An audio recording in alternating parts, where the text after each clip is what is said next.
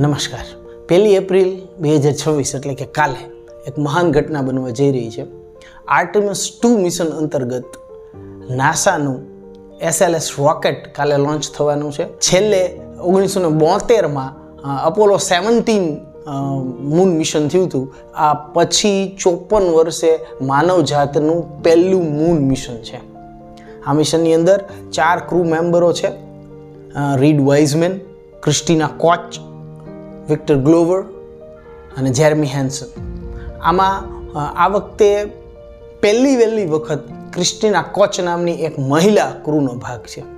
પહેલીવાર એવું થયું છે કે એક આફ્રિકન અમેરિકન પણ ક્રૂનો ભાગ છે, વિક્ટર ગ્લોવર.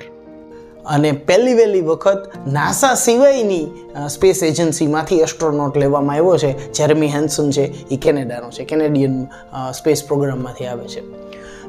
કાલે જે રોકેટ ઉપડવાનું છે SLS રોકેટ કેનેડી સ્પેસ સ્ટેશનથી ઉપડશે અને it's going to have 10 days journey, 10 દિવસની જર્ની થવાની છે. આ આર્ટેમિસ 2 જે મિશન છે એ ફ્લાય બાય મિશન છે. ચંદ્રની આજુબાજુ ફરી અને પાછું આવી જવાનું છે. અત્યારે આર્ટેમિસ 2 મિશન અંતર્ગત તેઓ ચંદ્ર ઉપર લેન્ડ થવાના નથી, પણ ચંદ્રની ફરતે એક ચક્કર મારી અને પાછા આવી જવાના છે. એને આપણે સાક્ષી બનવાના છીએ. એ ખરેખર એક મહાન બાબત કહેવાય.